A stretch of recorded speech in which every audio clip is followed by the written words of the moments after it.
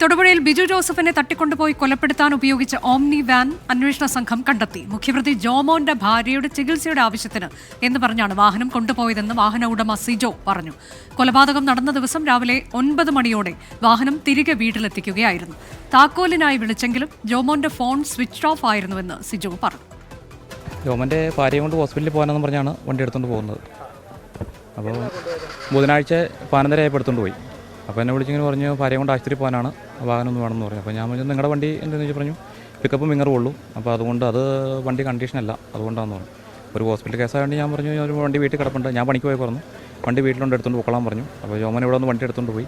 വ്യാഴാഴ്ച രാവിലെ വിളിച്ചിട്ട് വണ്ടി കൊണ്ടുവരാത്ത തന്നെ അന്ന് ചോദിച്ചു. അന്നേരം ചോദിച്ചു പറഞ്ഞു ഇപ്പോൾ തന്നെ കൊണ്ടുവന്നേക്കാന്ന് പറഞ്ഞിട്ട് 9 മണിയായതിന് വണ്ടി ഇവിടെ കൊണ്ടുവിട്ടേച്ചു. എന്നാൽ വണ്ടി എടുത്തുകൊണ്ട് ബുധനാഴ്ച ഉച്ചയ്ക്ക് 11:30. സാധാരണ ഈ വണ്ടി ഇങ്ങനെ എടുത്തുകൊണ്ട് പോകാറുള്ളതാണ്? ആദ്യമായിട്ട് എടുത്തുകൊണ്ട് പോകുന്ന ആദ്യമായിട്ടുണ്ടാകും. ഒരു ഹോസ്പിറ്റൽ കേസാണ്ടാണ് കൊടുത്തും വിട്ടത്.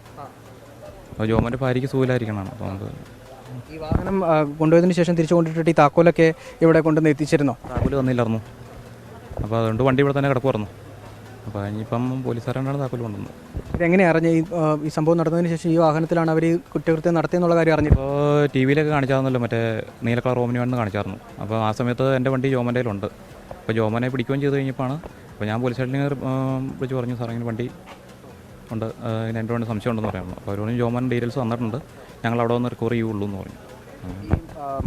മറ്റേതെങ്കിലും തരത്തിൽ ജോമോനുമായിട്ട് നേരത്തെ നിങ്ങൾ ഈ ബിസിനസ് പങ്കാളിത്തം അങ്ങനെ എന്തെങ്കിലും ഉണ്ടായിരുന്നു? നിങ്ങൾ ഏതെങ്കിലും തരത്തിൽ എങ്ങനെയായിരുന്നു പരിചയം? ജോമൻ്റെ കൂടെ പണ്ട് കേറ്ററിങ്ങിന് പോയി പരിചയമുണ്ട്, അങ്ങനെയുള്ളൂ.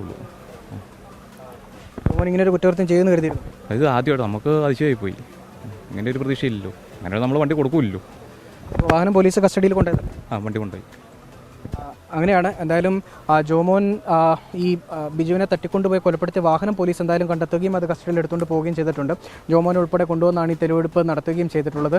ഇനിയും തെളിവെടുപ്പ് കൂടുതൽ നടത്താനുണ്ട്. ഈ ജോമോനെ ഈ തട്ടി വീഴ്ത്തിയ ഒരു സ്കൂട്ടറുണ്ട്, അതായത് ഈ ഓമിനി ഉപയോഗിച്ച് ജോമോൻ സഞ്ചരിച്ചിരുന്ന ഒരു സ്കൂട്ടർ തട്ടി വീഴ്ത്തിയാണ് തട്ടിക്കൊണ്ടുപോയത്. ആ സ്കൂട്ടർ രണ്ടാം പ്രതിയായിട്ടുള്ള ജോമിൻ ഈ എറണാകുളത്ത് ഒരു പൊളിക്കുന്ന സ്ഥലത്ത് കൊണ്ടാക്കിയിട്ടുണ്ട് എന്നുള്ളതാണ് പറഞ്ഞിട്ടുള്ളത്. അവിടെയും തെളിവെടുപ്പ് ഉണ്ടാകും എന്നുള്ളത് പോലീസ് വ്യക്തമാക്കിയിട്ടുണ്ട്. നിഖിൽ നിളയ്ക്കൊപ്പം രാഹുൽ വിജയൻ, 24 ഇടുക്കി. തൊടുപുഴയിൽ ബിജു ജോസഫിനെ തട്ടിക്കൊണ്ടുപോയി കൊലപ്പെടുത്താൻ ഉപയോഗിച്ച ഓംനി വാൻ ആണ് അന്വേഷണ സംഘം കണ്ടെത്തിയത്. മുഖ്യപ്രതി ജോമോന്റെ ഭാര്യയുടെ ചികിത്സയുടെ ആവശ്യത്തിന് എന്ന് പറഞ്ഞ് വാഹനം കൊണ്ടുപോയി എന്നതാണ് വാഹന ഉടമ സിജോ പറഞ്ഞത്. കൊലപാതകം നടന്ന ദിവസം രാവിലെ 9 മണിയോടെ വാഹനം തിരികെ വീട്ടിലെത്തിക്കുകയായിരുന്നു.